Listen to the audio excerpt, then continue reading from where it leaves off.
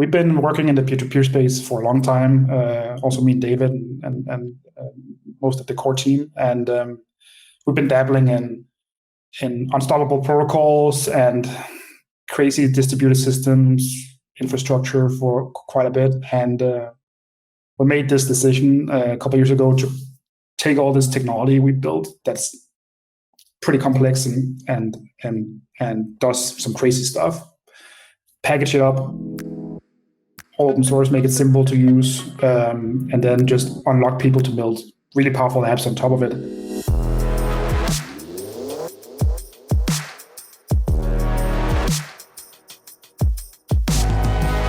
Welcome.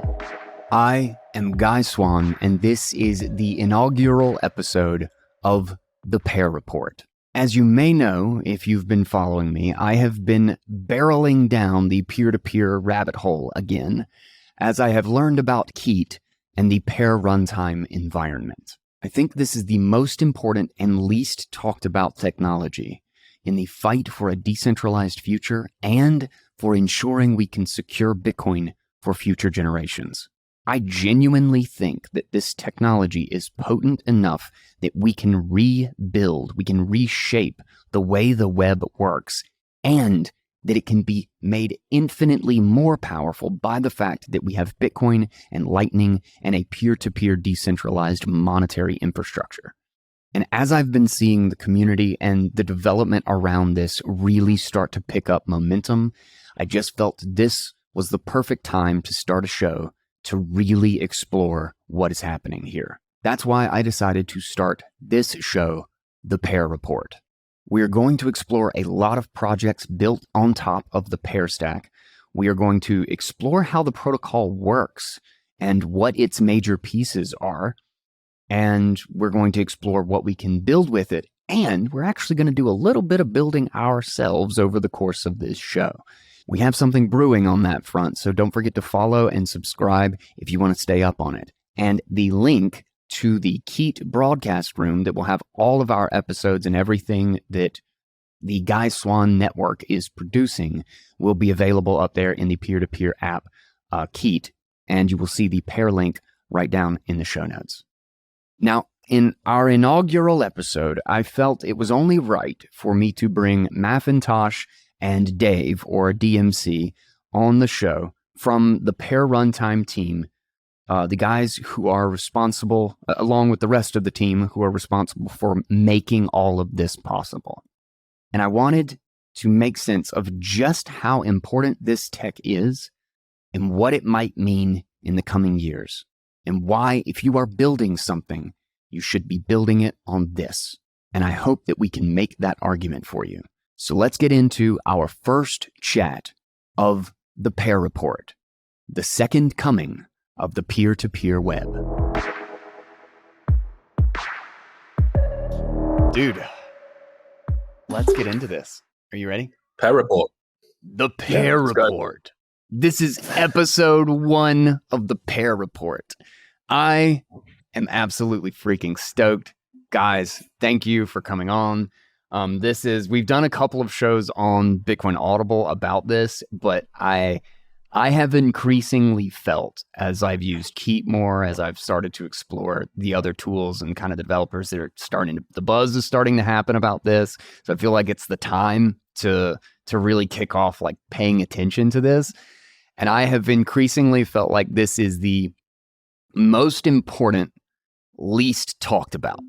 Like I think this could have more impact than basically anything else that we're working with. And it's the thing that we're sleeping on the most as a tool.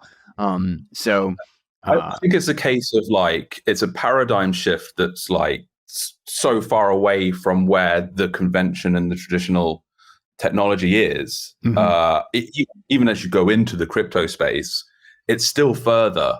Mm-hmm.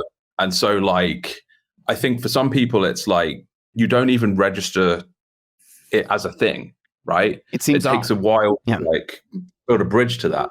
Mm-hmm. Yeah, and it doesn't really fit into kind of the model of like what kind of app or what kind of thing are you thinking about, and then also the simplicity of actually getting it to work. I have onboarded probably like a dozen or so people in the last couple of months into Keat. Onto Keat or Pear? Do what? Onto Keat or Pear? Keat. Just Keat specifically. Just as because I'm slowly forcing everybody in my Audionauts to move over there. I'm slowly forcing family members and stuff. Like my wife was like, we'll share like I buy Fold gift cards quite a bit for to buy stuff so that we can get sats back. And when I do it, so like she's always like, okay, give me a gift card. And I'm like ordering this or that. And we used to send the messages over Signal, and I've just basically replaced that with Keat. And, you know, like a month or two ago or whatever, I was like, all right, we're going to make a Keat room. And she's like, oh, come on, I have to set up something else. And like Signal was like a little bit of a thing, you know, and like everybody's always like frustrated that I'm setting up some new security or privacy thing. Yeah. And everybody always assumes it's going to be some really long, elaborate setup. And then I get them on Keat and I send them a link and they're in the room and then we're talking a little bit. And invariably, like 80% of the time, they're just like, well, that was really easy to set up. That was a lot easier than I expected. Like the last person I had yesterday that I just had this same conversation with had set up like stuff with Simplex, and they had like Simplex on their like Start 9 and all this stuff. And they set up all the different pieces of it and to connect to theirs and all this. And then like we got in Keat when we were just talking. He's like, holy crap, this was way easier than Simplex. And I was like, yes. And it's yes, secure as well. That's why I've explained. It often seems like there's a trade-off between security and convenience, right? Yes. Yeah. But it seems like that's more of a trade-off the more centralized it is. Yeah. Or the more centralized the model is. It's also, I think it's a really interesting point actually, because especially with centralized solutions and not a lot of also just solutions that are hosted somewhere. When people sign up, that's your time to get their info and get them to commit to your platform, and that's why you want to collect the email, so they like, you know, you have some stats you can build up and all that stuff. Mm-hmm. And we take all that away. It's actually just the user experience that's left, and nobody wants to do all that stuff if they can avoid it. Like it's all ridiculous that we have to go through all those steps to use anything. That's why peer-to-peer is awesome, because it doesn't really add anything to do that for us, so we don't do it. So it's like just like. Get to the point. Exactly. Exactly. Well, on that, let's just go about first. We haven't even introduced this really. Maf and then David. Let's introduce yourselves. What are you building on? Give kind of the big picture view of what this is and why. Explain to me the reason that I made the Pear Report. Like, why am I so excited about this? Of course, yeah. Or I can start now with David. Then I don't have to interrupt David, so that's awesome. So I'm Matthias. I go by Mafintosh on all the stuff. The CEO of Hole Punch, which is the company that's building all the things. We build Pear Runtime. We build Keat, which we're using right now, and if you're in any of the popular Keat rooms, you probably already talked to me because I'm in there 24/7, having too much fun, just talking to people. It's probably impacting my work performance a little. Always talking to users and we basically built this thing because we've been working in the peer-to-peer space for a long time. Also, me and David and most of the core team, and we've been dabbling in unstoppable protocols and crazy distributed systems infrastructure for quite a bit. And we made this decision a couple of years ago to take all this technology we built that's pretty complex and does some crazy stuff, package it up, all open source, make it simple to use, and then just unlock people to build really powerful apps on top of it that doesn't really get in your face about the technology.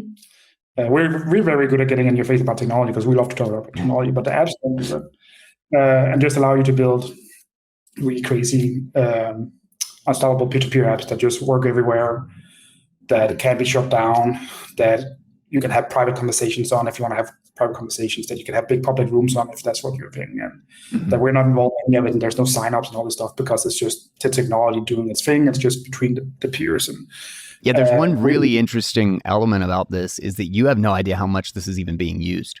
Yeah, exactly. We'd actually, I I kind of get the feeling every time people ask me, it probably comes off as a little bit like, oh, he's full of it's like bullshit or like, like no, we really don't know because we couldn't know because we there's no central points where we could record everything.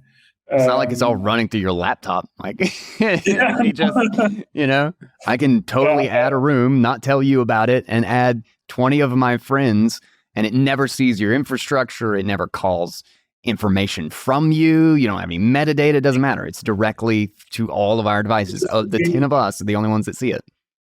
And it's also inherently frustrating when you're building the thing because sometimes it's like, when you're trying to tweak something, it's like, we don't know if this is good. But also, I find it interesting also because it impacts the way we do product development because it's not like we have stats and we're like, well, people click the red button, so let's make the red button bigger. Mm-hmm. So we think about it's much more old school in that way where we think about, well, is this a good feature? Would we feel like this is good?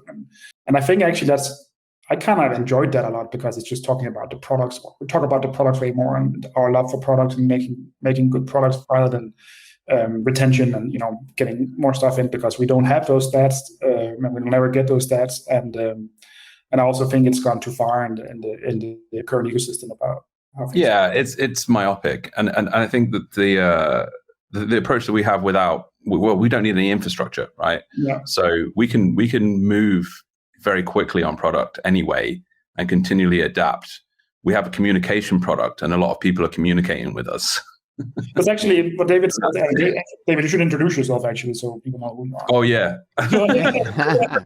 Because actually, I jumped ahead, but go ahead. So let's throw this over to David. Yeah, I'm Dave, and me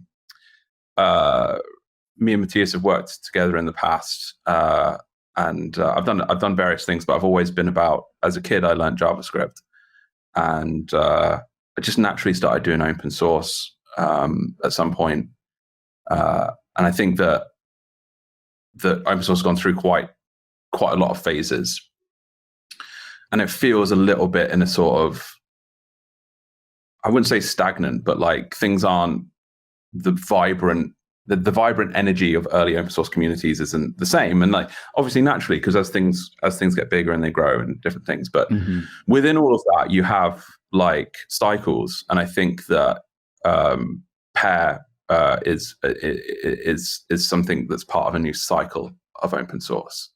The relationship between doing something that's peer-to-peer and doing something that's open source, I think, is extremely powerful because if it's open source, you can verify that it does what it says it does. Mm-hmm. And with it being P2P and with it being about privacy and security and all that, that's super important. So I've been doing open source stuff for a while. I've also wrote some JavaScript certifications and exams with the OpenJS Foundation, Linux Foundation, and various consulting and things throughout the year. So it's been cool to go into a lot of organizations, large Fortune 500 kind of organizations, and deal with the dysfunction.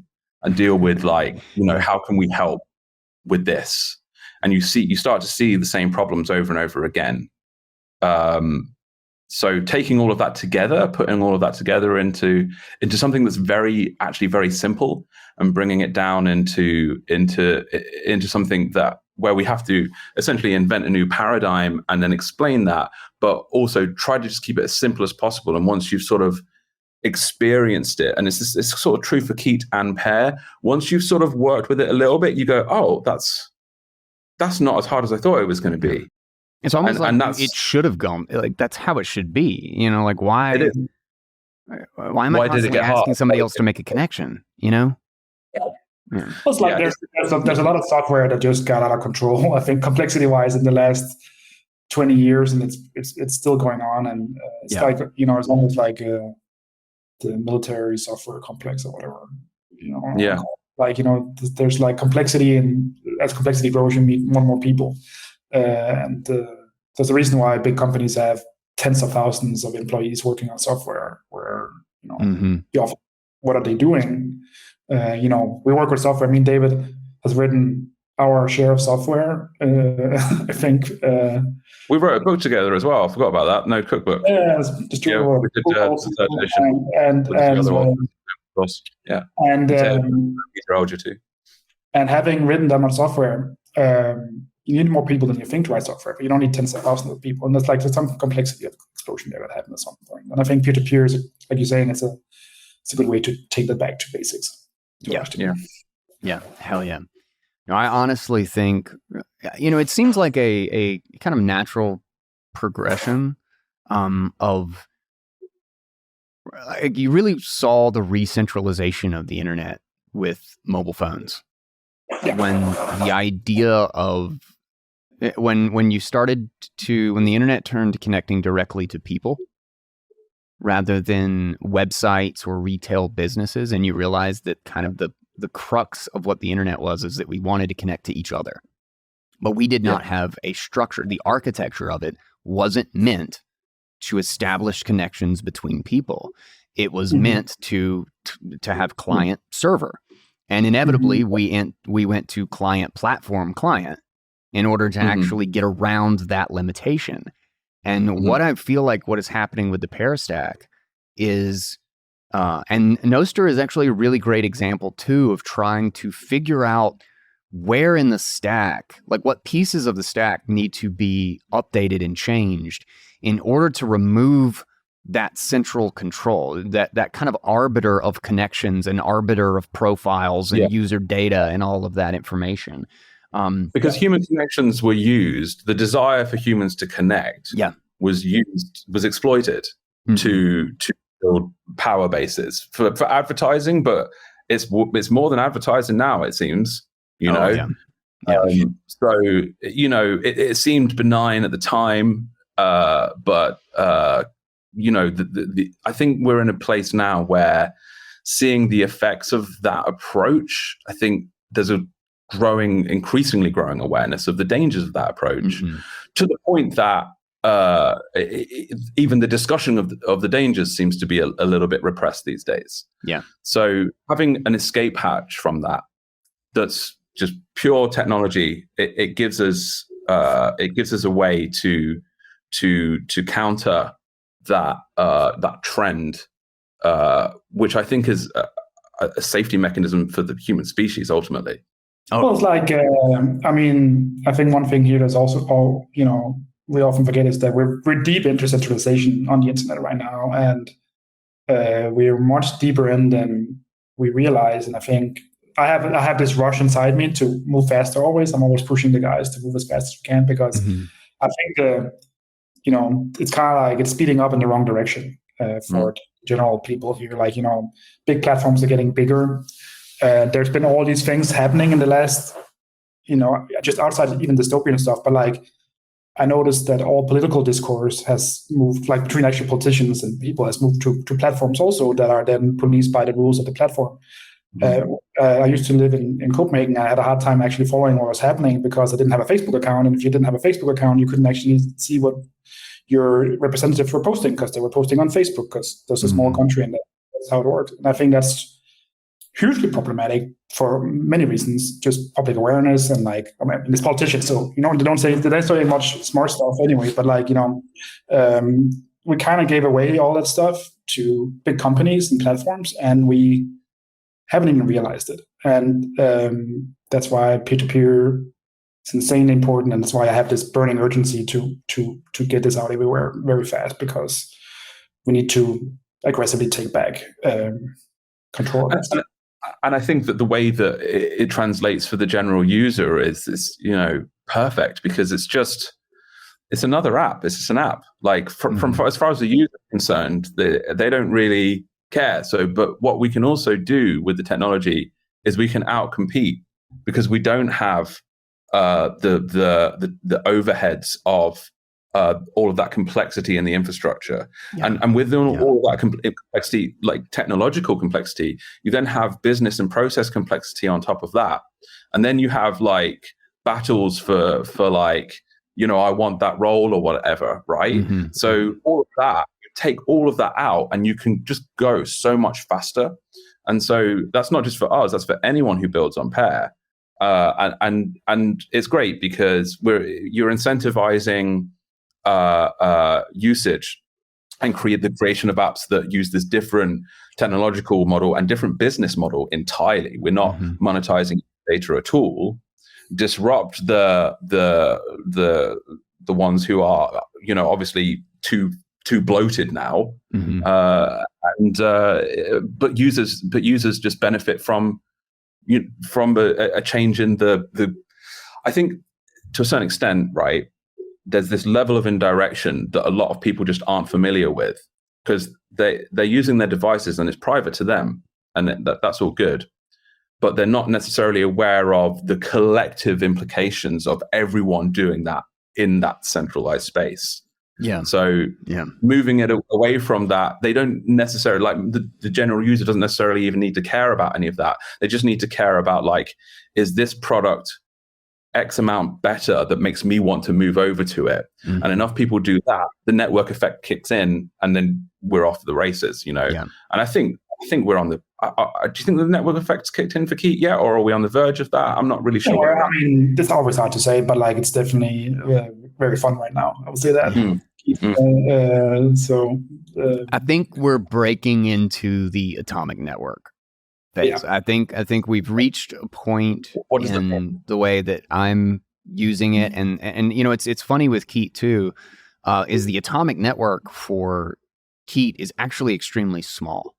It's not a social network. Why atomic network? What is that? Atomic network is the smallest size of a network that can actually sustain itself. So, social media is like extremely difficult to have an atomic network, because you need people who are posting content for people to actually go up and want to consume that content. Like you need stuff to consume in order to be engaged on social media. You need to have people that you need to have people who are talking about the thing that you're talking about. Like there's a great book, it says Secrets of Sand Hill. No. Oh God, it's about network startups. I'll remember it in just a minute. But I read it probably like 5 or 6 months ago. But it's really good talking about like this sort of stuff. And one of the things that they talked about was the incredible atomic network problems of something like Uber and DoorDash and like these sorts of extremely local networks, is that you could have like 100,000 people, but if you have 2 drivers in 50,000 cities, it's meaningless. You have nothing. Like if somebody has to get up on the network and then they wait 40 minutes, 2 hours for a driver, you have nothing. You have 100,000 people, you have nothing. And if you have 100,000 people in one city, now that's an entirely different story. Now you have an atomic network. That city can now thrive by itself. And the interesting thing about Keat is that I was thinking about it when I was listening to the audiobook, was that like, what is the atomic network of Keat? Because like one of the really cool things is like the atomic network of Zoom, it's 2 people. You can always just go back to Zoom the next time you're having a conversation with that same person, and you don't need to use Zoom or do anything with it in the meantime. You can just always go back to it. Keat, I actually think the atomic network is 1, because it's hard as ass to move a file from this computer to this computer. They're sitting right next to each other, and I can't do it. So I use Keat, which is 100%. I do the same thing. Like it's ridiculous. I have my own room if nobody was there. Like it's so frustrating. And if you've got large video files and stuff, like just use Keat to do that, because otherwise you're just going to have a hell of a time. Like, and then there's compression maybe in between. Yeah, it's a mess. Because of that, I don't think that's even like something that you have to like super worry about. And then when you look at the infrastructure cost problem again, is you don't have one.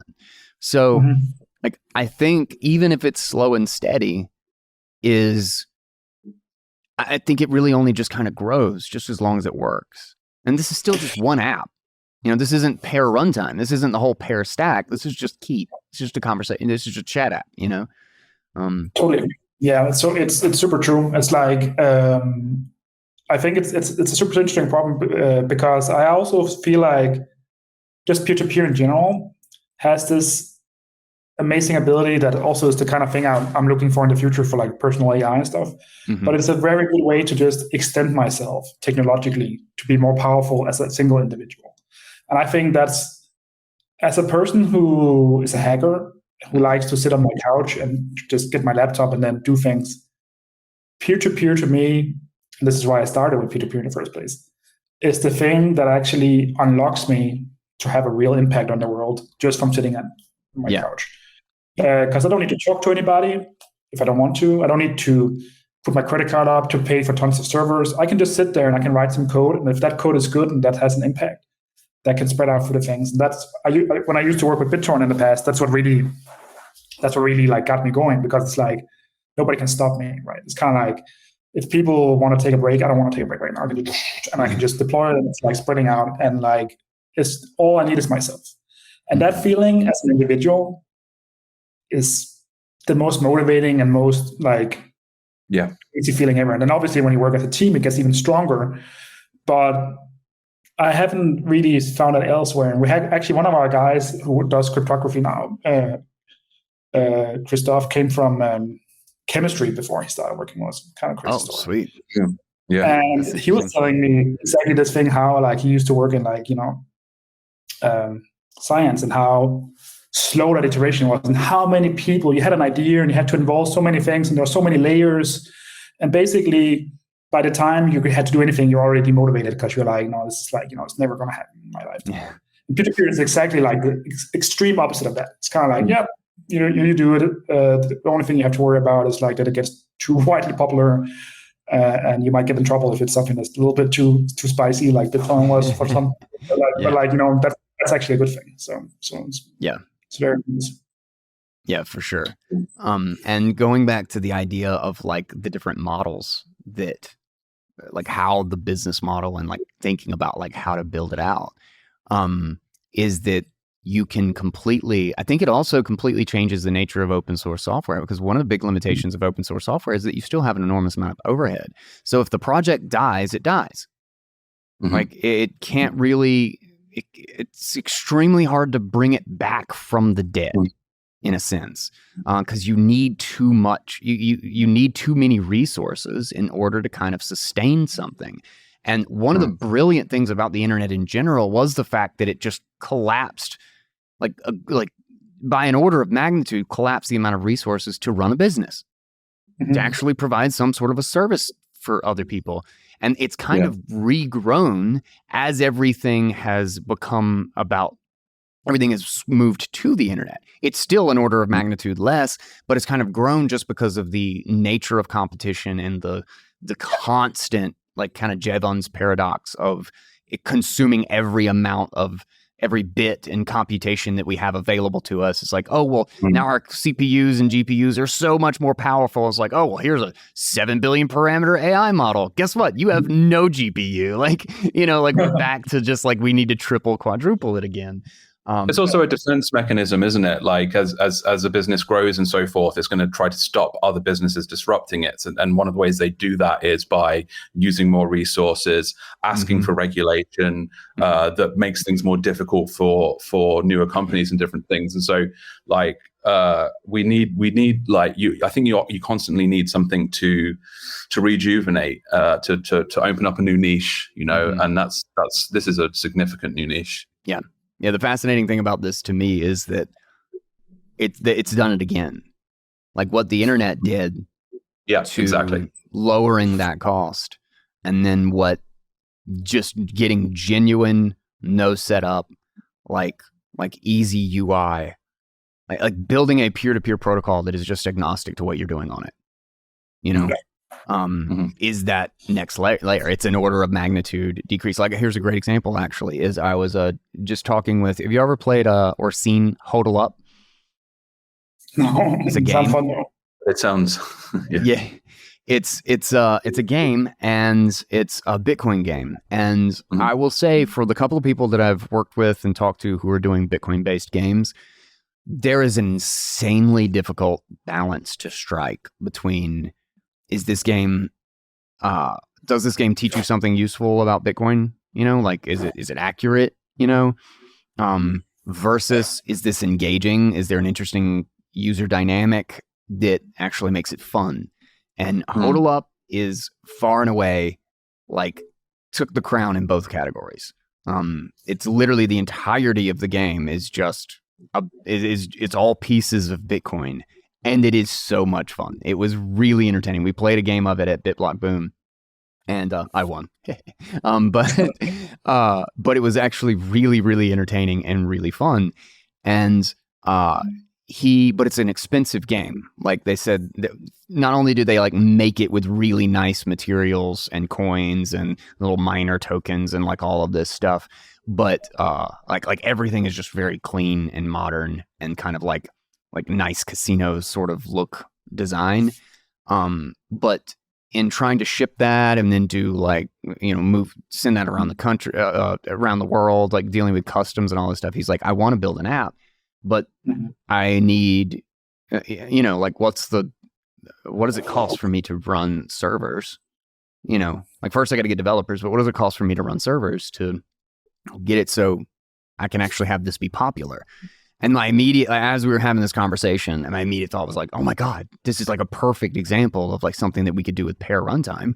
And we could build it and you can have zero cost. You can just sell the software of the game and never have, like, it doesn't matter. You don't care. It doesn't matter. It leaves you and people can play as they need to play. And I was immediately, we kind of put a pin in the conversation. We've been meaning to go back to it. We have I think a Telegram conversation. He's not on Keat yet. I'll get there. But it's really exciting and it would be a fascinating and really fun and engaging game that's like a board game, like a kind of card game sort of thing that I think would really work really, really well in a peer-to-peer environment, because you could literally, I mean, like technically, how does the DHT work when you're doing like local connections? Could you technically, would there be anything super complicated or unique about setting it up if you were doing it on LAN? Like, let's say you didn't have no, like it already does the LAN stuff. I think we have some work there where it might have to ping it right now, but that's just because we have a roadmap that's this big. But yeah, no, technologically wise, it's exactly the same. So you could all have. So let me get this straight. So we could all have devices. We could be having a hurricane party. There's no power. And we could sit around and play this game on our digital devices with no third party, no internet, no nothing, no accounts. It's like we're all in the bunker and we can have a game who has to leave next. That's amazing. That's amazing. So you can't do that with anything else. Like that's no. I'm so stoked. Well, the protocol could work over radio wave as well. Yeah, actually, I have a radio here. I did some experiments in the past. Oh, that's nice! You can do an experiment. I get distracted very easily. Because imagine a city full of people with devices that just communicate by radio. Well, actually, not to completely disrail this stuff, but like radio is super interesting for peer-to-peer, because peer-to-peer is, it's all about inherently verifiable blocks of data. And if you just set up a radio and you beam it out to the whole city, anybody who captures that can verify it. So you can actually massively spread out data. It's kind of like going back to basics, how TV used to work. Now TV is ridiculous because it's like, we're all connecting to the same server, getting it went from like actually like causing phone call like a radio signal to now. My God. That is one of the stupid innovations I've ever come across. It's not a TV. And now I watch TV and it freezes and I'm like, But anyway, so you can imagine, like, in the future, we can have like radio towers that randomly beam out like parts of a data set. I think they're probably already doing this with the blockchain, I'm sure. But like, it's super cool, satellites and stuff. So these protocols are insanely good for that kind of stuff. And the thing that always mind boggles me with this stuff, and the same thing you're saying here, guys, like none of this stuff bubbles up to the application. You just build your application the way you would do anyway. And the protocol handle it, because the protocol doesn't care what you're doing. The protocol is just about moving data around. So every time we fix something, I said this many times, probably on every call we've ever had, but every time we fix something in the stack, everything gets better for everybody. And every time somebody sends us a PR and we land, it makes it better. It gets better for everybody. And I think that's actually one of those things where we get a snowball going and all of a sudden it's out of control, because it's like we're just all optimizing the same runtime, which is pretty small, and that's just very, very powerful. Yeah, it's like a lot of force concentrated on one point. Yeah, and then another thing I just want to add also to that is we talked a little bit about this before the call, like doing video recordings and stuff. It's extremely liberating when building a product, when you can just talk about features. Like if we were building a centralized product, as soon as somebody said video recording, somebody's going to say like, how are we going to pay for that? because that's the kind of feature where, like, if we're recording this and storing on a server, that's real money. Like, that's, real dollars we have to make back. So it's like the monetization that's the next conversation. How we're monetizing this. Ads law. Here we can just talk about, because it's peer-to-peer, it's a great feature. Let's freaking do it. Like, doesn't cost anything except storage from people. They can just not do it if they don't want to use the storage. And then it's cool because the equivalent questions that you would have in the centralized context, like how do we pay for this? Now you flip that and you say you can start with the video recording, it's just peer-to-peer, but then we can say, okay, how can we help users share it, right? And then you've got potentially P2P services that can do that, and they can actually be monetized independent of Hole Punch entirely. Other people could do that, like in theory. Yeah, I mean, right? There's obviously a whole industry of things you can build on top to help the network even and stuff like that. That's every feature that we add to the UI and stuff creates marketplaces for people to engage with services. Yeah. There's just shy of $100 worth of Bitcoin hidden in this sponsor slot. This is my cold card, and this is how easy it is to set one up. I set up my PIN. I write it down because I'm a very responsible Bitcoiner. Then I make new seed words, and I'm going to do 12 words, generating. And then I'm going to write these words down because I'm a responsible Bitcoiner. The first word is off. The third word is erupt. The 10th word is crisp. That's all you get for now. But if you subscribe and follow me and watch the other videos, you might get the rest of those words, and you very might well just walk away with 150,000 sats. And of course, you can get your own cold card with my discount code BitcoinAudible. The links and details will be right in the show notes. Because this is how you responsibly hold your Bitcoin. Except, of course, that you never, ever, ever share your seed words. Ever. Don't do it. The number of power users on like BitTorrent is like a great example, just because obviously it's an extremely similar nature of how to build out users. But the number of power users who are kind of like me that just happen to have 64 terabytes worth of data sitting around is to be able to leverage that. Because none of them are being leveraged. None of them can, it takes so much, as somebody who does stuff like this, who will break out a terminal all the time to accomplish something. I control the heat in my house with a terminal window. So I'm not afraid of this stuff. I use all sorts of little complex and hacky together machines and apps and stuff all the time. But holy crap, that's amazing.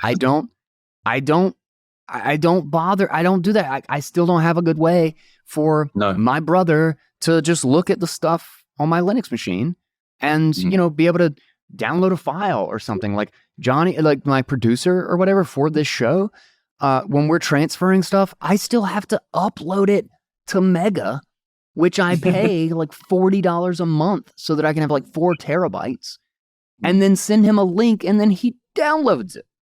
And I'm like, this is too many steps. Yeah, it's funny because that first thing we were talking about is about human connection, right? And then it's here's human connection and here's what we're taking. Yeah. And then the next thing is what do humans like to do? Let's share things with each other. Let's put share buttons on everything. Yeah. And then it's still really hard to share things. Yeah. Well, things cost money, right? So it's kind of if you put all the cost in one place, that's a lot of money that has to come from somewhere. Yeah. And if you just spread it out, it's not like Guy's doing this for free. He bought those hard drives, right? But he paid for them once. And I got to do it again. Yeah, exactly. Exactly. Yeah. And that's the thing as well, consumer machines and stuff, the Moore's law and all that kind of stuff. We got ridiculous specs these days, and we're not using the capacities of them because of these same situations. Yeah. I think it's actually I looked at my phone recently because somebody asked me how much storage I had in my phone. I was like, I can't remember. And Apple I have a 256 gigabytes, turns out. And you can see how much you use, and I used 80 of those or something. So I just have 120 gigabytes sitting on my phone. do nothing as a user on his phone all the time. And that's even the low end phone, like on the storage wise, you can get them all the way up to a terabyte now. Yeah, this guy's got a terabyte. I'm a big video and photo taker. Yeah, exactly. Yeah. That's on a freaking handheld device you just showed us. Yeah, it's kind of. Look at this. This thing. It's got a terabyte. Yeah, exactly. It's got a processor in there too. This is not just a terabyte. I remember the gigabyte hard drive was such a big deal. Yeah. And you don't need a terabyte to run Keat or P2P, right? It's kind of like for you. I actually recently looked how much data I had produced since I started using Keat because I never cleaned it up ever, and it was 5 gigabytes, I think, since the dawn of Keat for me. And I have a. And you're a heavy user as well. And that's interesting. Like, my Keat, I'm an admin and like everything, but I actually have like a bunch of space used up on my Linux machine for this. Yeah, it's like 70 gigs or something. Well, you'd have to check. I'll show you how, because it's actually hard to check how much of that space is actually used because it pre-allocates some stuff. Most of that is actually interesting. But if you have more media, obviously, it's like there's no. I have a lot of media that I've shared with devices, so that's probably a big part of it. Yeah. Even 70 gigs as a person who's a content creator and like doing tons of stuff. It's like totally we just talked about. Yeah. We just talked about you have a terabyte on your phone, right? It's kind of like the lifetime cost of you if you just had to pay. It's very little, but the subscriptions, they'll eat you alive. 2 months into Mega, and I've done more than that by exactly. So just like tons. Yeah. So that's both very interesting and very frustrating and very motivating at the same time, I feel like. Yeah, we got these gold nuggets of all of this stuff just sitting here, and now it's just about discovery. As people discover that they don't need to. And like what we're doing is trying to help people, figure out that discovery process, because it's many, many, many layers. People need to build apps as well for more people to discover it. It's not. There's no one company could ever, do that with an insane amount of funding, maybe, sure, but it's got. But it's like even with an insane amount of funding, that has to be paid back at some point anyway, right? So it's kind of like there's no free lunch ever. So. And that's the big thing that is. That's sad, but then also awesome at the same time, is that we basically have to like rebuild the internet. This is like it all has to be rebuilt on top of this. Yeah, but like the early internet, the way that was sold, like this is what that was sold at the time. Yeah, like that's how you got consumers into it. Like that's how you made people safe. And you also said things like, now be very, very careful about what you read online. And like you don't trust. It was like don't trust strangers online, etc., etc., etc. And I guess we didn't listen. I trust all the strangers on Keat right now. I talk to everybody. Yeah.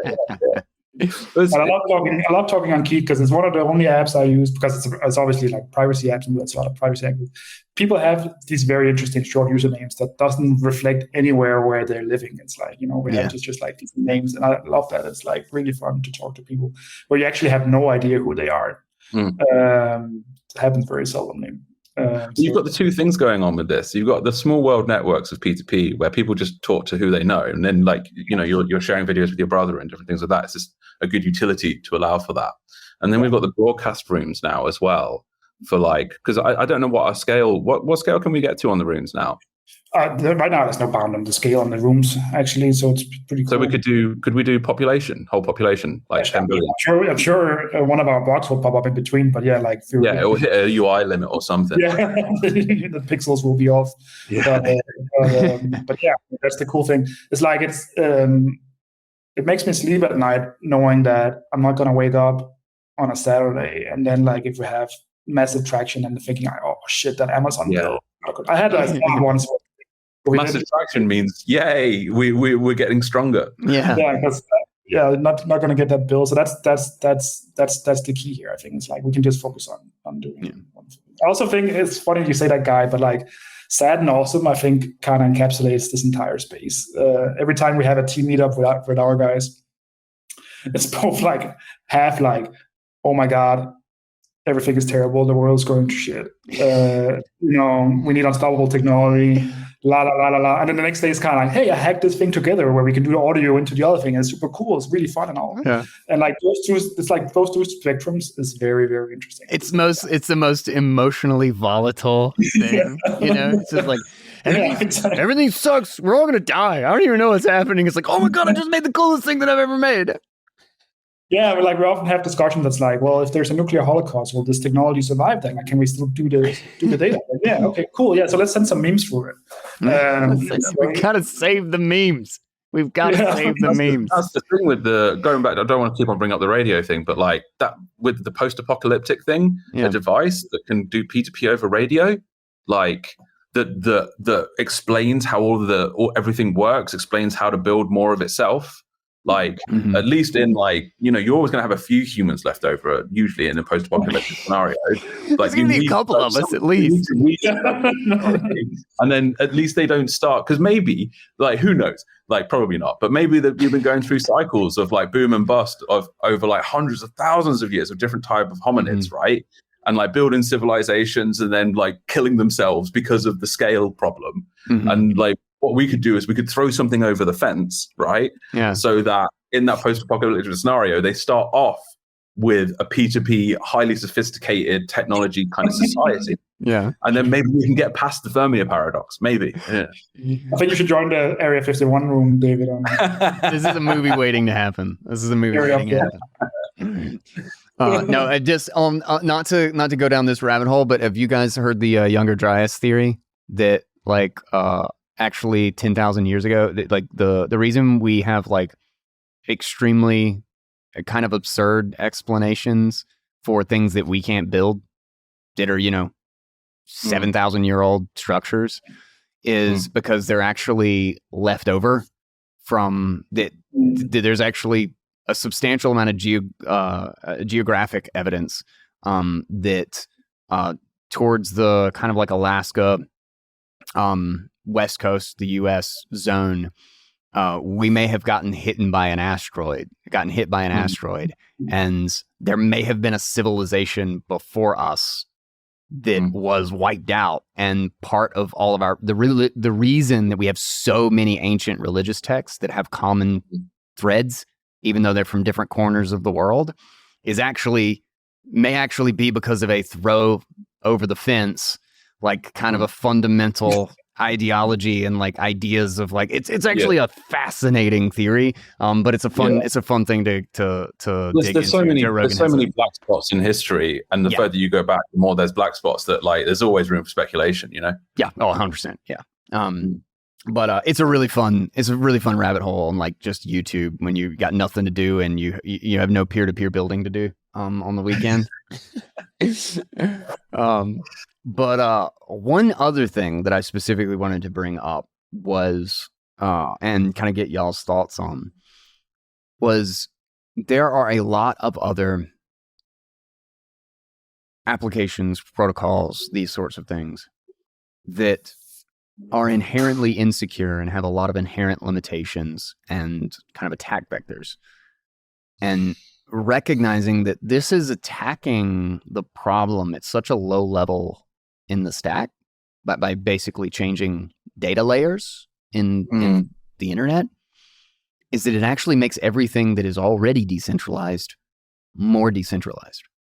That rather than this is something that could so massively benefit Bitcoin to the decentralization and security of Bitcoin, and it is not development on Bitcoin at all.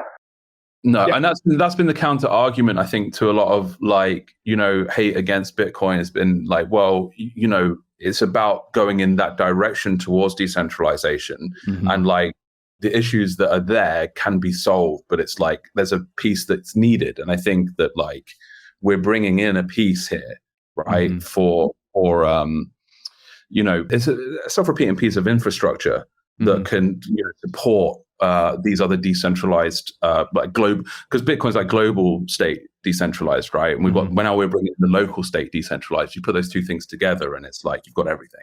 There's also there's these very interesting, so true what you say, David. Also, there's these interesting things paradigm shifts that has happened in the past that we tend to forget. But I was around before HTTPS was a big thing on the internet. When I started coding, it was like all HTTP, and then somebody was like, well, it turns out we can just sniff all the traffic. That's not so good. So let's encrypt it. And people are like, I don't know, it's like there's cost to that, blah, blah, blah. And like, it's a serious trade-off, blah, blah. And now we're past that, and we're like kind of thinking back, being like, what were we thinking, right? It's kind of insane that we had unencrypted. Like we just sit in a cafe and I could sniff everybody's passwords. And funnily enough, there's still politics that will say we need to get rid of HTTPS. Don't even get me started on that whole the politics thing. Is just massively going into operation and all this stuff. They're all, it's like, but that's HTTPS. That's just standard. That's HTTPS. If they're attacking HTTPS, it's almost like we took a bunch of really old people and put them in charge, and then it's like they don't know one thing from another. But anyways, I feel like peer-to-peer to me at a foundational level is the same thing. Where like in X amount of years, hopefully not that many years, we're gonna look back and be like, what were we thinking? Having data protocols where we actually weren't authenticating data. Yeah, you hear about these stories all the time in the media where some hacker penetrates the network and they're like, well, I got through the firewall, so now I'm everywhere and I got all the data. And you're like, well, okay, that's not so good. Maybe you should have had everything be encrypted everywhere. So every layer you have to dig through. So if you compromise one, why not? It's like we have the technology and we have the power. We have the power, and the cost of this is not that high, and computers are getting faster always. And then we won't have any of these problems, or at least it'll be much more isolated. And I think that's going to be one of the things we look back on, and we're going to be like, that's like, obviously it has to be, everything has to be signed, everything has to be, it shouldn't be a thing you can turn off. It's nuts. Yeah. Hey, did you say one time that our encryption stuff we're using is also quantum resilient? Well, hashing is quantum resilient. The crypto, I'm not super expert on that part. It's always a little bit iffy, but I know signatures is one of the ones that's really hard. I used to go, before COVID made everything remote, I used to go to the big security conference in Germany, a lot, the CCC one. They always talked about crypto stuff, quantum stuff there. And it's a very exciting field, but I think the jury is still out on a lot of it. But yeah, that's Merkleized data structures, hashing data structures in general are very quantum safe. So that's good. It's useful that.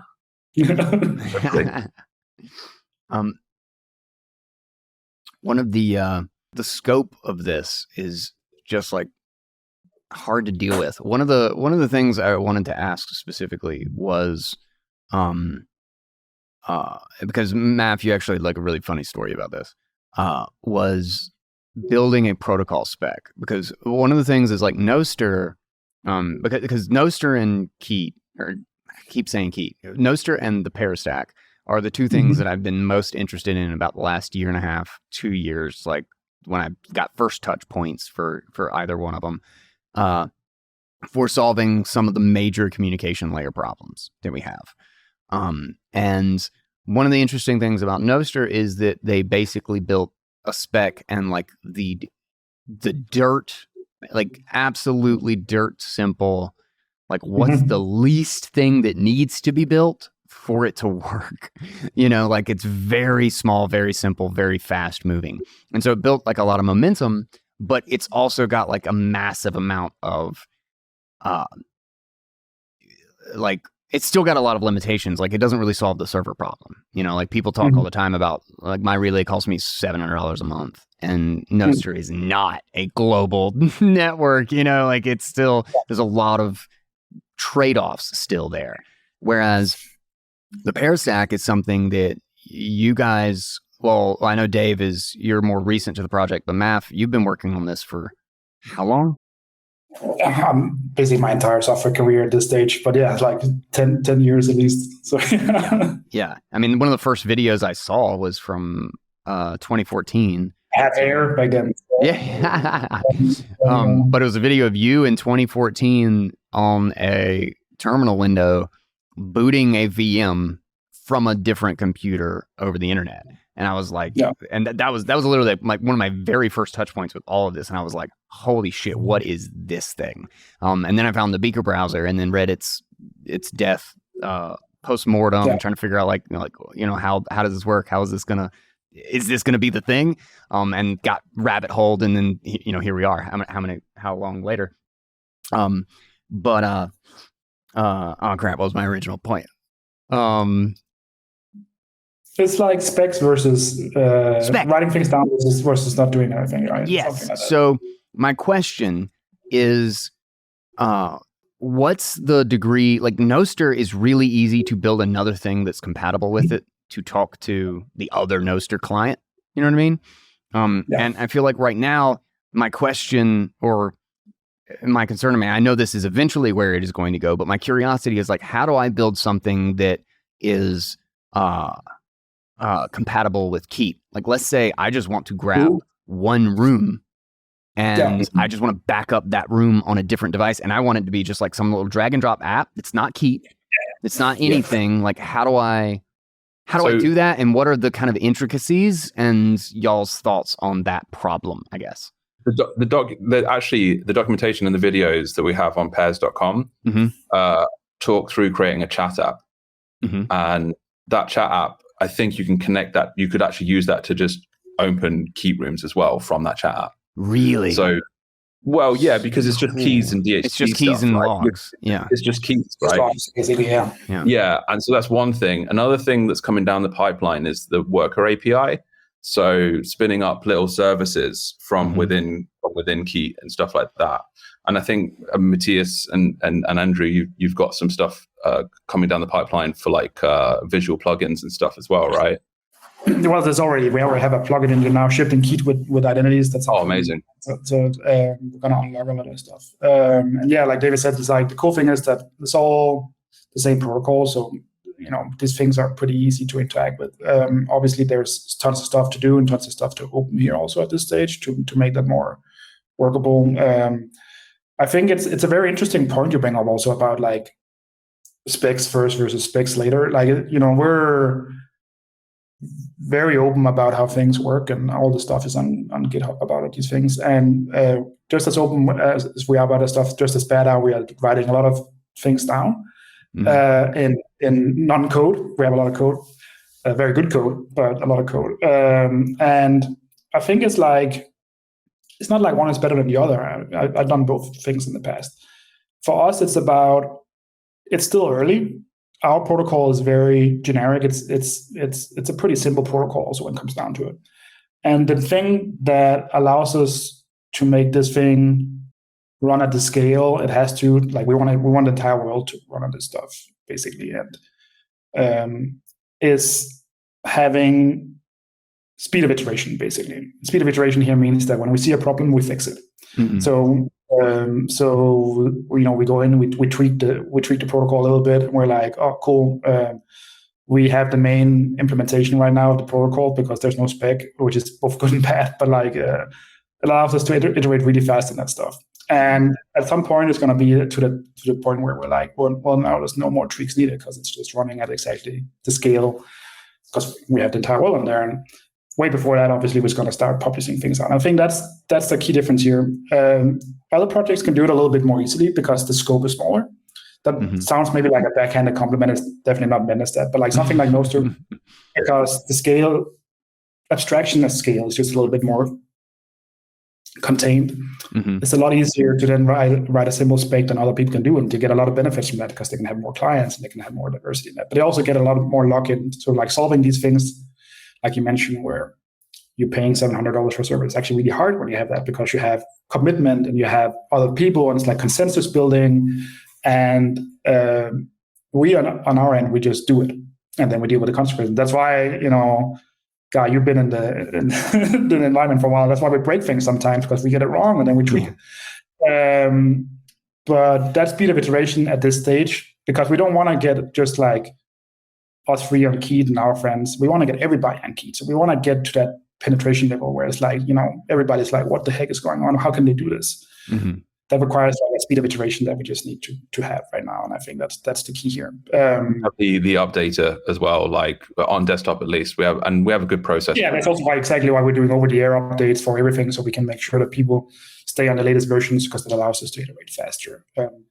And It's very interesting question because there's like one view of this that's like inside Hole Punish where we talk about these things, and I'm sure like from the outside it's kind of like what hurricane is going on sometimes. Like what's going on? But we have a very serious approach to iteration and to writing code, and that's in our nature from the past. So if you look at all the code on GitHub, you can see that it's all serious business in the sense of like we don't just like YOLO things around. And it's all like, according to spec that is then just very fluent. But I think that's super important at this stage. And I think it's really important that we keep that scale in hand that we want to get to, rather than being happy that we get like, a couple of thousand people or the Bitcoin community. We want to get everybody. So, that's really important for us at this stage. Yeah.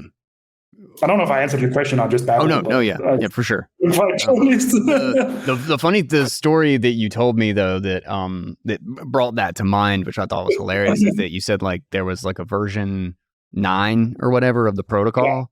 Yeah. You paid a guy to document it. Yeah, you did. You basically built out like a spec or whatever, and then figured out you just like 6 months into it or something, you just broke everything because you figured out a better way to do it. It was like more like 3 months, I think. And it was back when we were grant funded. We spent a decent amount of grant funding. We had a very, very good guide document. Beautiful, amazing visuals, very clear. People still talk about it. And then like, oops. And oops is I got burned by that a little bit, just because it's like, it's also... It just shows you like timing is really hard with this stuff because you wanna stay, and it's good we did that because then the next version was 10x better. Maybe it's a little bit like Microsoft versus Apple in the philosophy here also. You know how like the Apple computers tend to just be like, oh sorry, we broke everything, but then like half a year later it's like, oh actually it's actually really good now. Versus like the other ones where they're like, well, they work all the way back, but it's always a little bit nice. Yeah. No, that organic thing is really good. Like we've had this sort of like, because we've come in from like this open source kind of thinking, there's been a lot of sort of organic chaos, if you like. And over time, we've sort of like, contained that and sort of put some processes in it, like just very, very lightly. And it applies all the way through. And I think the peer-to-peer thing and like organically working together as a team just works really well, Yeah. Thinking overlaps. But it's like, not to dwell on this for too long, but it's like, if you look at Bitcoin, I think Bitcoin is a really interesting example for this also, because Bitcoin moves very slowly, the development. And that's a feature at this stage because it's like, they want it to be very, very stable. They want it to be very spec. That's a huge amount of consensus building if you're involved in developing that, because it's like, there's no dictator. There's like, you have to get everybody. It's basically like running a big company. I think if you have to go around, you have to be like, what about this? Maybe we treat that. Well, the other guy said this, blah, blah. And that makes it move very slowly, which is probably frustrating for a lot of people trying to add new things to it. But it also makes it extremely stable, which is what it also needs to be because of what it's providing, right? So it's kind of like it's at the exactly opposite of where we want to be. We want to just be like moving really fast, very little consensus building because no time for that. We just gotta, like I said, urgency and killing centralization is really important. And then once you get to that other state, you kind of made it. Like it's kind of like, it's fine that it's moving slow because it totally works. Yeah. This is the Swan Bitcoin app, and this is how easy it is to just buy Bitcoin whenever you're feeling like it. And I feel like it right now. And as it shows me right here, I still have $9,388 worth of my $10,000 of Bitcoin buying that has no fees whatsoever. And now I have $10 more worth of Bitcoin. I do this quite often. One of the really great things about Swan is the incredible number of resources they have for learning and understanding anything that you want to know about Bitcoin. And importantly, they're going to teach you why you should not trade. They're not going to encourage you to trade. They are Bitcoin only. If you're looking for an easy and reliable way to get into Bitcoin, if you're looking to put Bitcoin in your IRA, if you're looking to put Bitcoin in your business, if you're looking to do anything around getting on a Bitcoin standard or getting exposed to Bitcoin in your portfolio, check out swanbitcoin.com/guy is my special link. and you will find it very conveniently right in the show notes.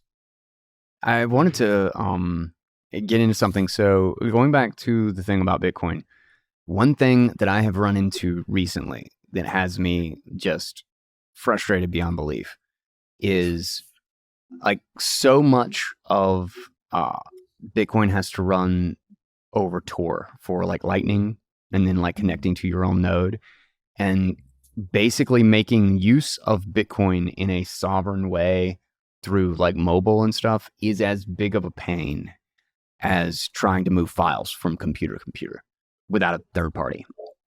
And Lightning Node Connect is the one that I recently have set up and started using on LND on my Start 9 here in the house.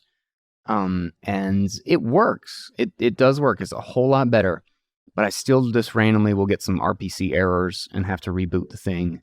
And one thing I have been like to the point that I'm already trying to just like fund or like get a bunch of developers and just like, I hate money and I'm just going to throw it at everything and try to get a lot of this stuff built. One thing I would absolutely, I would cut off my left nut to get is an easy way to just get a QR code that gives me like a Pear link, and then I can talk securely from my mobile to any app, any wallet, any node, anything that I want to talk to. And I don't have to think about it. I don't have to set it up. I don't have to wonder what happened to my connection. And one of my like wholesale is like a perfect example, right? Is that like, okay, well, how do we turn this on to mobile? What's the difficulty of doing this with mobile, desktop, and like how to like it's something about like desktop is just like easy because you always have the package. You can just go get the thing and then you can work with it. But mobile is just like a different environment, and maybe it's just like my total lack of familiarity to building on mobile. You have to go through the app stores for a start, right? Yeah. I guess I'll ask, what's the limitation there? What are the big challenges on that? And if you were trying to tackle that essentially as fast and as broadly as possible, where would you attack it? Like, what would be your way to come at it? I mean, not that I'm trying to give this job to you guys, but no, I mean, we don't. Somebody should tackle that. It's a very interesting problem. I think it's like the first thing you said when you said that was like, wow, that's like a 10-line program with the DHT. Wow, inherently very simple. I don't think that's a very technically hard problem given where we are today. It's like it's the foundational piece of what we are, and building that kind of stuff for mobile today with all the stuff we've been publishing the last weeks, it's actually not that hard. I think the hardest thing is that we're still catching up on documentation and stuff. And if you're not in the key rooms, it's probably hard to know where things are. But that's like, and I'm saying that out loud, that's a really boring problem to have because the technology aspect of solving that was really hard, and we need to get better at that part, which we constantly are. But it's actually not that difficult. I don't think you run into many limitations here other than, like David said, that it has to run through app stores and stuff, these kind of things. So it's like other people have to approve it, which is really frustrating when you bought the device in the first place, if it's for general consumption. But other than that, the only limitation that you run into on mobile with peer-to-peer is that just the phone turns off more than your computer does. And maybe that's we use the computers a lot because we're computer people. But so you have to think that into your applications a little bit more. We went through a lot of iterations on Key on that, and we made that really good. And I don't think that's necessarily that big of a problem in practice, unless you want to flip it around and say you want to have something that connects to your phone, because then your phone probably has to be on when you do it due to the phone limitation. But in general, in terms of building mobile apps with Pear, right? We have some things coming. We're not built yet, but things are aligning. So we've got a Pear build command coming, which builds you desktop distributables, right? So we'll be able to use that to do builds for mobile in the future. Okay. We've got an architectural alignment happening as well, where on mobile you have a worker which runs in Bear, and then that talks to a React Native UI. But on desktop, we're moving towards the same model of having a worker for all of the logic, and then the UI separated out. And so then you could reuse that same logic between desktop and mobile. Yeah, exactly. And just to add what David is saying, because we actually already have all this code and you can already do all this stuff. It's all on our GitHub. It's just documented to navigate if you don't know who you are. If you are serious about building these kind of things and you're listening in, join the key rooms where we discuss this pretty daily. And we have a team actually internally now just focused on documenting this stuff because it's insanely powerful and it shouldn't be hard. And we'll get there to a point where it's like a one-click thing. But I think the pair init command, which you generate desktop apps with and so forth, we'll use that to generate mobile apps. So you'll have the scaffolding side, you'll have the building side, and then of course you've got the sharing side. There's also the Pear Runtime desktop app. You can open that, and then you can get the mobile app to give you a key. You put that into to the desktop app, the Pear Runtime desktop app. And then that connects you in and allows you to debug the mobile app. So from there, I think you can have a lot of control also with like sharing things over across desktops and mobile apps. But just for context here, like, keyed on the desktop, the code that actually runs the P2P engine, it's 100% the same code that's running on the mobile. Like there's no difference. It's exactly the same code. We just package it up to do two different environments. We compile it for two different environments. It's exactly the same code. So there's very few times where we have to think about the phone in this way. And I think for your problem there, obviously devil's in the details, but it's a very solvable. And I think it's actually also a really interesting problem. Like you're completely right. It's like, why is that so hard? It shouldn't be hard. It's kind of like it's like a VPN to yourself, basically, without having to say the word VPN. So yeah, it's a very solvable problem. Is that 3 features now? We've got a guide to yeah, just finishing. Recording, speaker collection, and this one. But like seriously, like again, saying this out loud it's documentation is always hard, and we need to be better at that. And like it's kind of ridiculous that that's the hardest part about this. For sure. Is it possible to do it? Because like I know like with like LAN services and stuff on a desktop, it's possible to do like wholesale is a perfect example, which will be the next episode will be about wholesale, and had him on to talk about that. Is that on LAN services it's easy to trick the device to think that it's not doing anything on the network and then send it over the network, and to like talk to the other device.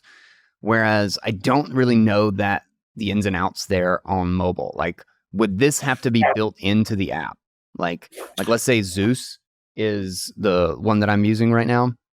Would I have to contact the guys at Zeus to implement this and then contact the guys at L&D to implement this? Or is this something that I could do external to that? I could have an app that works with my Zeus and an app that works with like on Start 9, kind of like Lightning Terminal or something, is that just redirects and L&D doesn't know or care that it's there. And then same thing on the phone. Like I feel like it's obvious that I could do it on my Start 9, but I'm less knowledgeable about the phone side. Is how it. Probably doing Android. I think Android is probably doable because the hardest thing here is that you have to run something in the background that acts like as a bridge, and then you have to trick sounds bad, but you have to trick the whatever app you're using that bridge, which usually just means that if you can configure who is talking to, then you can do it.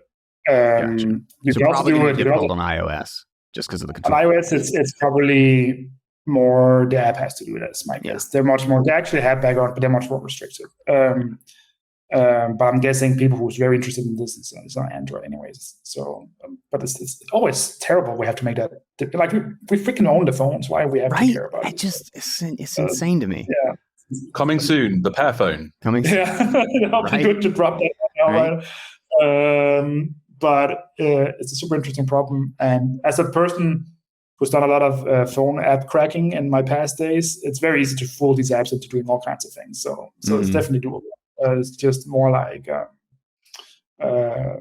probably harder for. Despite the joke on the whole Pear phone thing, is we're not joking. We're doing it. Oh, are you serious? Yeah, at some point we're gonna do it. That's hilarious. But my thinking was that like, if like with a number of those problems solved, like a great example of this failing, people trying to do this is Apple tried really hard to do the AirDrop thing, right? Is to make it easy and intuitive to send stuff between devices. And it's still something that is used. I use it quite a bit, and I use it with friends and family, like in the room or whatever, when we're moving pictures, when they just took a bunch of pictures of the family and everything. But even that is like a real headache sometimes, and sometimes it does not respond, or like a device doesn't show up on it. But the amount of, or the lack of control is so frustrating to the point that I realized that with just like 6 or 7 apps, and then like just being able to run my Bitcoin wallets, which what's funny is they're almost always, they are usually the ones that are available for something like Calyx or Graphene or something like that.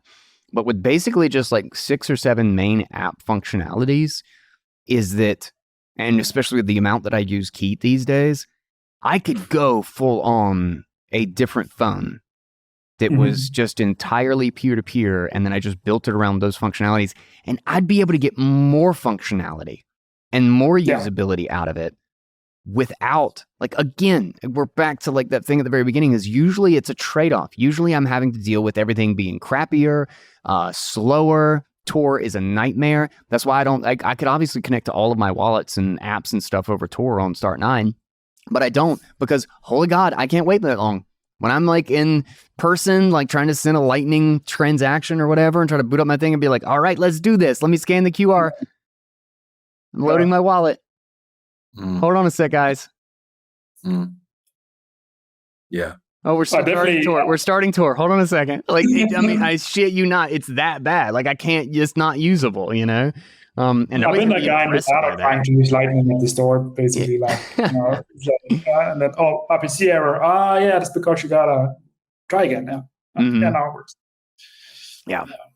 But it's incredibly frustrating. And the ability, the capacity to do that quickly, and to get essentially, like, this is why so much stuff is not secure and why it's public facing, is because it's the only thing that's easy, and it's the only thing that, you know, you can hide the setup from the user, and that has low latency. And like, this solves that. So now I just want everything built on this, and the number of things that can be accomplished because it doesn't have those restrictions. It's not going to have, you know, some DRM thing where I can't record my screen, or like, it just the number of different things that they utilize the limitations of the server situation in order to basically take out obvious functionality that, like, I can't share stuff to my friends because they're certain I'm going to pirate something. And I'm like, why is my ability to do something, like one of the most basic primitives of an internet communication concept, is being taken from me because you think that I might use it for this? And I'm like, do I own any of this or not? You know, it's just insane. It's completely insane. It's kind of like, it's like misinformation also in that whole space that always frustrates me. They're always like, you know, when you're like, so why can't I run the thing? Why can't I do what you just said on iOS? Why can't I run a background thing? They're like, well, the battery is like, we're very care of, you know, it's very important to us. And they're like, okay, but I'm getting push notifications when I'm not running something. So you're running something in the background. Yeah, but we can do it because that's not, the battery is fine if we do it. So you're like, okay, so I own it. This thing you're telling me is clearly not true because you're doing it anyway. You just don't want to have me actually be able to do it. And they will be like, well, security maybe and stuff like that. It's like, yeah, it's my own phone. And at this stage, I'm surprised they're not charging us every month to have it, honestly. Like, you know. Yeah, $1 a month, 99 cents a month. Yeah. Apple TV Plus subscription comes free for 3 months. Get notifications. Yeah. I'm sure that's the, but like, and again, like, going at the theme of like doom and happiness. I think just as sad as that is, just as excited I am for a future where we can have a peer-to-peer phone. That, the only thing it has is the runtime. All the apps are just, public keys, basically, like keyless. So you can just load any app. You have all the apps everywhere. It turns on, has, the same kind of technology, but it's the swarm. So the swarm runs in the background, so it wakes you up when there's new messages. That's like the perfect, oh my God, beautiful future device I see, because it's perfect. So, and I don't think we're that far from that. No, and it is what it should be. That is what it should be. Yeah. That's what you would expect. Exactly. And same for laptops, right? So it's kind of it's like Pear OS almost. We joke about that internally. Yeah. I definitely think that's the future we'll head towards. Maybe that's episode 10 of the Pear Report. Let's see. 10? For 6 10 5 months? I like that. All right. I'm okay with this. I am 100% on board with this. Not saying that. Put in a deadline. All right. I like how we've used the first episode to casually announce the Pear phone. The thinking process, yeah. Not an announcement. Not an announcement. Totally theoretical. Allegedly. Yeah. All right. Okay. I want to ask, what, if let's say you weren't busy as hell on Keep, what is the most exciting thing that you want to build? And that includes in crazy scope versus a tiny thing that you just really want available and would be neat when you have 6 free minutes.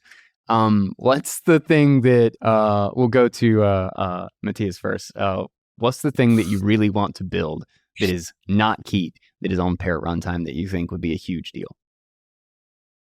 Well, it's actually, I'm a big fan of small, cool programs. It's my entire career is built around small, cool programs. And one thing I enjoy a lot is, and I'm probably pretty close to the wholesale stuff, but I dabble once in a while in the occasional multiplayer game. And I grew up playing, I think it was Command and Conquer, like Red Alert and those kind of things. And it was really fun doing the multiplayer games. And none of that stuff works anymore because either the servers are turned off because I'm too old and I use the old games, and so nothing works.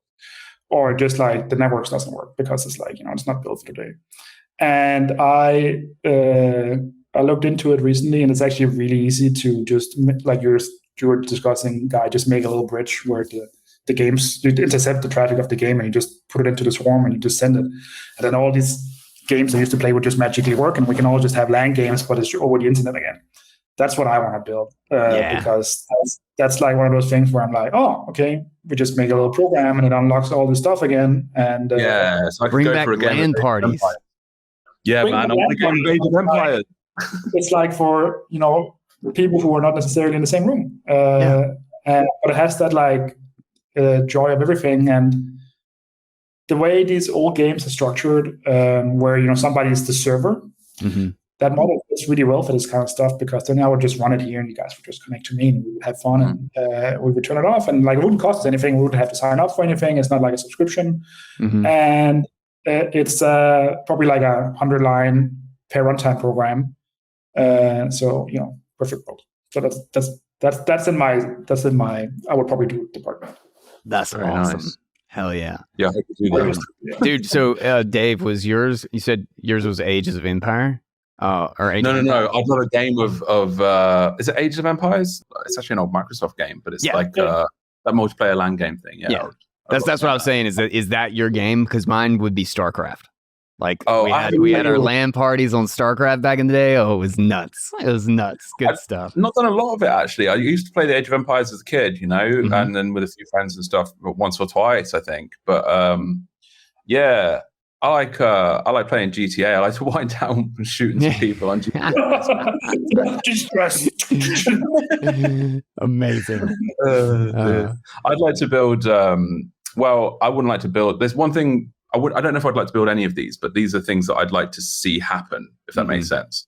So this is really simple, right? But you post a message in a Keep room, you're running a worker, and then the worker goes, okay, I'm observing your messages in the Keep room, and I'm just going to cross-post them to Twitter, Facebook, whatever you want. Yes. Right. And let's say on Twitter, you've got or X, you've got this this image with if you have an image in the tweet, I think it's good for the algorithm these days, right? Mm-hmm. So you just put an image in that with the QR code saying with the link to the Pear Room and stuff, saying it's a rekeet or whatever you want to call it, right?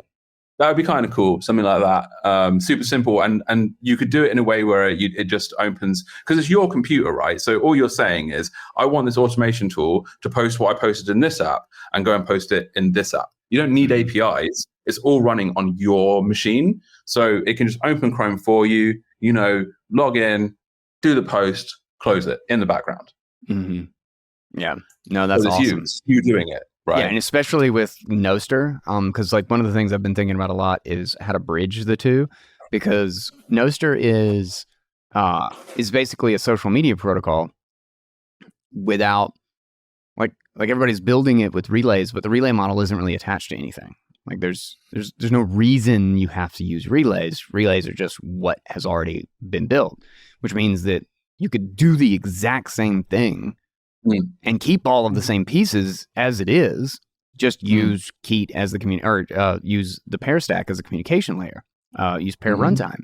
And the limitation there, as I've been thinking about it, is that you need a bridge between Web Noster and Pear Noster. So you would still need a relay that is basically running them both to transmit out to the web version, and then vice versa to pull the web and send it back to the Pear version. But especially if you're just trying to forward messages or whatever, you can do that really easy. I mean, I've got the little Noster, there's a little command line tool, no CL or something like that. And I've already built little things with it, not because I'm not a developer, but with the Devs Who Can't Code series, I've just been building shit with AI, and I love, just Matthias, you said, you love small single purpose apps. I freaking love small single purpose app. I have a folder and a little doc grid called Tiny Apps, and it's just a ton of little apps that I have built with AI that all just serve some single purpose. And one of the things that I've done, and God, to be able to start putting this over Pear, I wish AI understood, had enough information to train on Pear, because I'd already be building a fiend, and I'm just sort of halfway doing it, just because it is actually pretty easy to build on top of, even if you don't have an AI doing it for you. But the drag and drop transcription, there is no reason why I can't just give that to somebody else and let my brother just use my drag and drop transcription, or let Marty Bent or John, my producer, or anybody use the subscription app on my computer that I've built. And I could even charge for it if I'm adding too many people, 10 sats or something for a transcription or something. But God, the ability to start. That's a good example of a peer-to-peer service, just naturally occur in the wild. Exactly. No central servers, no permission, no sign up with a payment processor.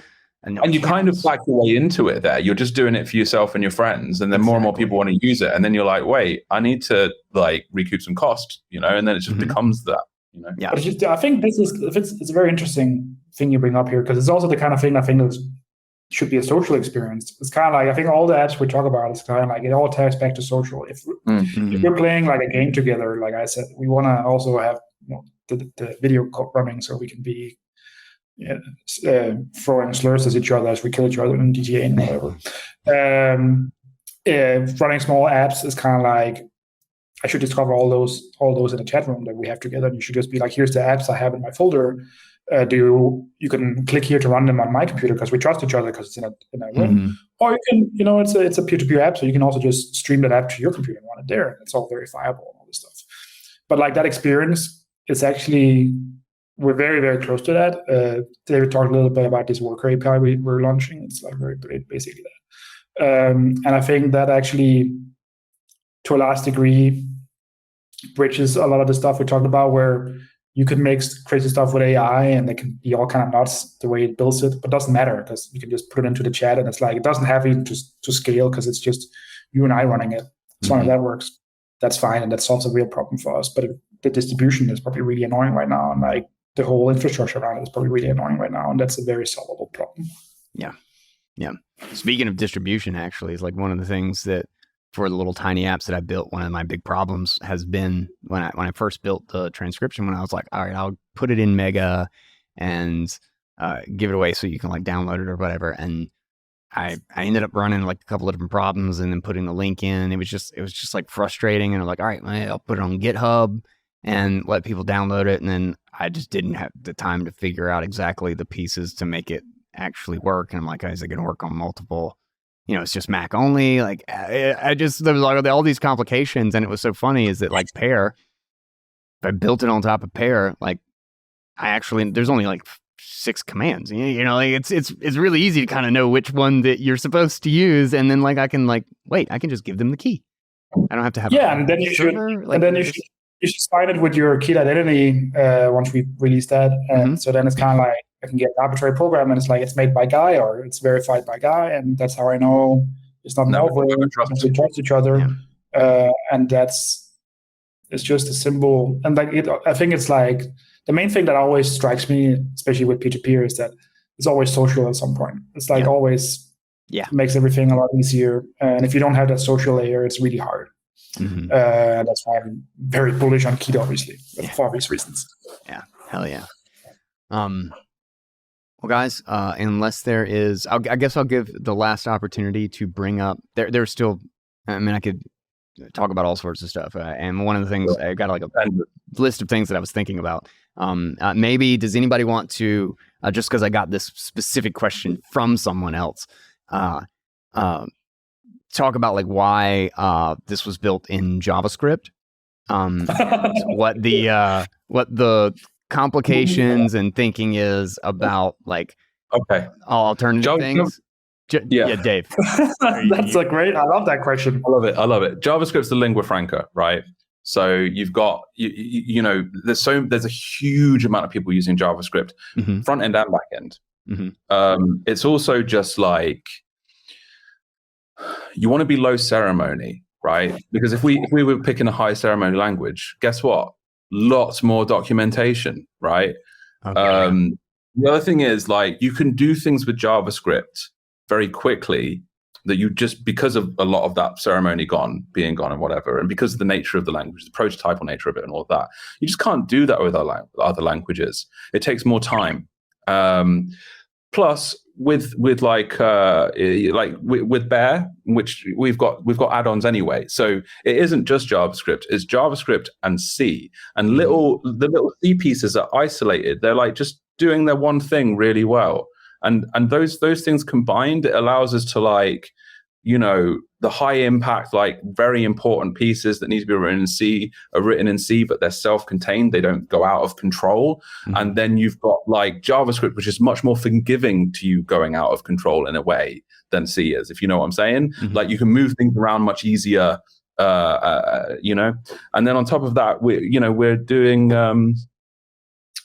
doing all sorts of things with like code execution and stuff like that like allow, because you can just eval it, like there's just much easier ways to do things with JavaScript, and the audience is huge, but it's not the end of it. Like the fact that we can go down to the native layer means that we can do anything and we can support any languages in the future.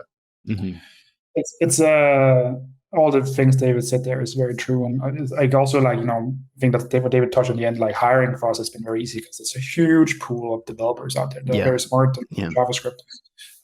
So you're not competing over the same 5 people, which is very hard for us because we don't have infinite funds.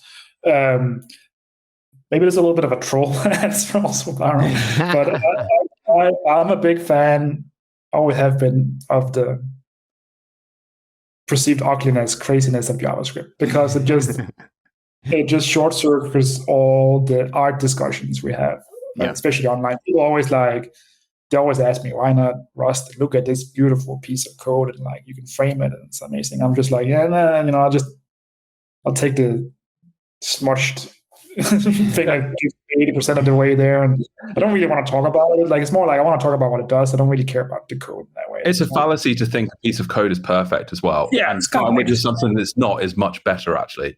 Mm-hmm. It's kind of like you just want to get stuff done. That's the trollish answer, because everybody wants to get stuff done, obviously. But it's kind of like, it's just that's what JavaScript is really good for. It's just really good for not talking about language, because everybody hates it. Yeah. But it's just really, really good at getting stuff done, like David is saying. It's also about reusing the browser technologies, the web APIs, because we've got HTML. Right? On the desktop, you use HTML, JavaScript, and CSS, right? Mm-hmm. So you use JavaScript for that. So just use that for the back as well. Well, not the back, but the non-UI pieces. Yeah. So it's I love that question. So it's all those reasons, but it's like JavaScript's actually been my favorite language since I was a kid. I learned it as a kid. Really? Those rapid, very nice. Yeah.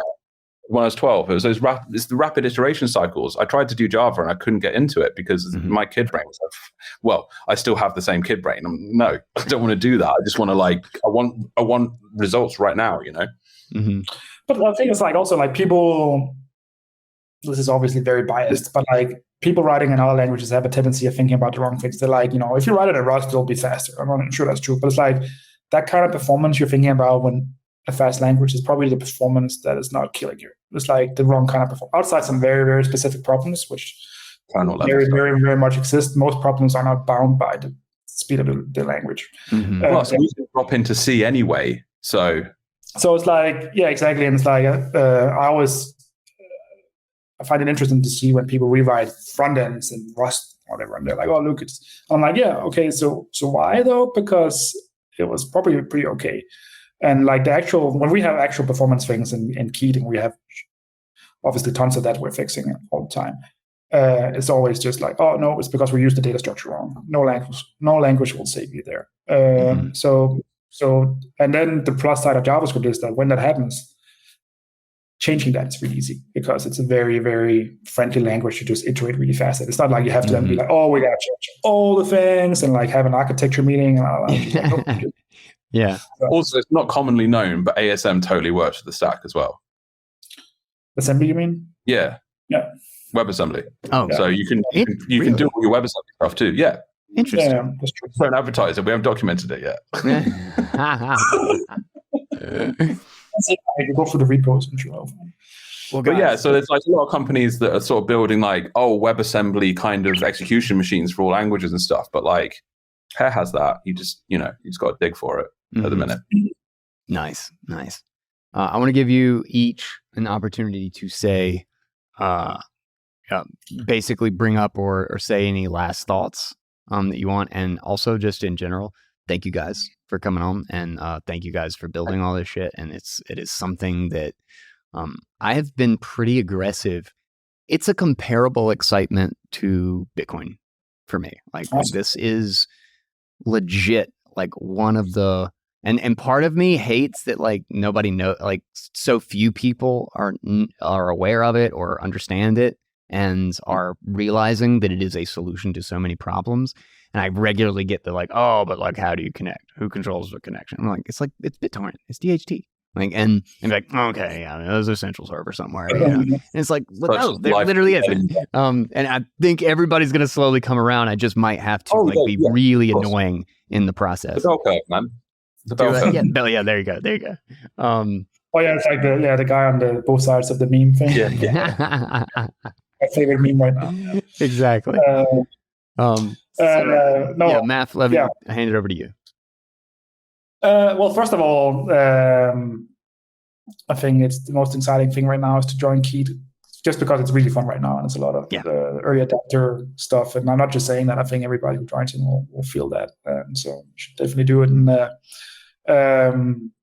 it's a really fun builder community also right now on Pear, where people are building tons of stuff. And we're at that stage in our life and company where most of us are very active on Keat also. So we get to talk to people. I think it's fun the other way also. So things move fast there, and it gives you a lot of energy and it's a lot of fun, and building things is incredibly fun. And so definitely check that out and come talk to me and David. And we're always doing naughty things, and it's very fun to me because, like, you said that thing with people, It's probably a server somewhere. We have our own kind of thought happening always. I see, especially me because I see all the things, but like people always like coming up with some crazy theory about something that's people today, and it's always fun because we're very, very transparent people. So then people ask us, and we just say the truth, and people are like, oh, okay, I guess that's fine. So come, Keith, join, ask all the hard questions. We'll answer all of them, and build with me and Dave, and let Dave take the rest. Hell yeah. Well, Dave. I guess my final thought would be if you're interested in Pear, or if you're interested in how Keith is built, don't be scared of it. Like it's genuinely like I've built a lot of things and I've used a lot of things, and this is one of the easiest things to use, just in so many different ways. You do have to kind of sort of think about things a little bit differently, and you have to challenge assumptions that you just are baked in that you don't even know that you have necessarily. Mm-hmm. But if you're prepared to do that, then there is a route to something interesting where you get an idea, you build something, you have zero costs. You can do this as a single person. You can build a lifestyle business off of this very easily. Like Guy brought up earlier, like you could just build something and just sell that. That's a business model, you know. But like there's many more beyond that, depending on what your appetite is. But yeah, go for it. Just take a look, build something little, experiment with it.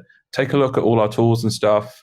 If you're a developer, if you're a programmer, if you know JavaScript, just look at the code. Like it's actually not that crazy. It makes sense, I promise. When you really dig into it, if you don't get it straight away, it's just a case of keep going with it. And if you do that, talk to us because we're always hiring. I think we hired like half the company comes from the community, and it's not like probably more like 2/3. So like it's that's awesome. We're always in there, like with all our Yeah, I've only been talking to people. Like I've got like a couple of interviews set up to. We're finally potentially adding number 2 to Pear Drive and everything that we're doing with that. Which when I have something to share, I'll actually be able to do that on this show, which is also a fun thing, and I'm kind of stoked about. But we'll be bringing on our second person and maybe third person. But I'm excited that it's finally getting to that point. But it's literally just people and I've talked to and Keith. It's just a bunch of people in the Pear development room. That like I've been chatting with. So it's awesome. It's awesome. Well, guys, this has me incredibly hopeful. Like it's amazing how much this all comes back. Like in my moments of optimism between everything's going to shit and we're all going to die, and like wait, but we have solutions. Like we actually can build all of these solutions. It's just there's a pinprick of light. There's a pinprick of light, and it's a large uphill battle, and we're gonna have to carry a big stone with us the whole way. But we can, we actually can, and we can kind of go back to, it's 2006 and 2007 was the peak of the peer-to-peer web. Is that we had like 70% to 80% of the internet traffic was actually a series of peer-to-peer protocols, bandwidth wise, and then it all like aggressively centralized into platforms, and now it's like nothing. It's like 3-5%, like it's tiny. And yeah, by accelerating, but yeah, absolutely, and by accelerating towards this place of control, the industry is leaving a huge open space for us to work in, and we're very thankful in that way. Hell yeah, and building the pressure for people to realize how important this is, and to realize that even with the 400 attempts to do this, like this one works.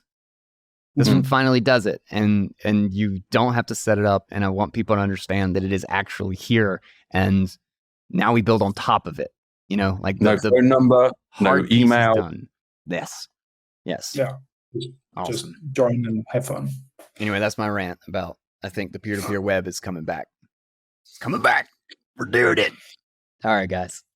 Thank you so much. This has been a wonderful episode 1 of the Pear Report. Without a doubt, if you guys aren't too busy, I will have you back on. And anytime. Yeah, it's always fun. We always talk. We love to talk about ourselves. Yes, let's take a bit of time out. Yes. I Yeah, it's fine. right. No, it's love it, and always, anytime. Hell yeah, man. All right. Thanks, guys. Thank you, guys. I'll catch you later. Bye. I really hope you guys enjoyed that episode, and I hope you begin to get a picture of just how important this is. And remember, this isn't about Keat. Keat is just a chat app built on top of this.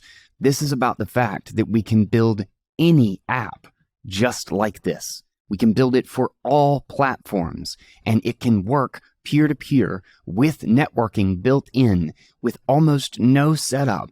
And everything can be shared directly encrypted over ClearNet, low latency, high bandwidth with nothing but a key. I cannot emphasize enough how important I think this is. That is what this episode was for, to hopefully demonstrate what we can do with this. And so if you are involved in building a project, that you just stop and you think about, what if you could connect to any device behind any network with just a key and share the information quickly and reliably? It's something to consider. So if you want to find out more, check out pears.com. That is the fruit, pears.com, just like the Pear Report. And you will find all the documentation. You will find plenty of links. I will have the link to the Guy Swan Network Room, the broadcast room in Keat, so that you can stay up on all of this stuff. All of this stuff will be published to Keat, which again is just a chat app, so you can join in. I also have the Pear Portal Room link down there, so if you want to find any other rooms to hang out in or find other people to connect to, this is a great way to get started and start exploring it. I'll also have the social for Dave and Mafintosh, so you can follow them. But honestly, if you just kind of jump in the general Keat rooms, you'll see them hanging out. They're happy to answer questions. They're happy to assist about any little issues or bugs that have crept up. And there is tons of development and updates basically daily. So a lot to explore. And I hope you join us, and I hope you subscribe and follow the show, as well as all the other work that I am doing. I am Guy Swan, and we have lots more coming on this front, so stay tuned. And until then, everybody, I will catch you on the next episode of the Pear Report. Take it easy, guys.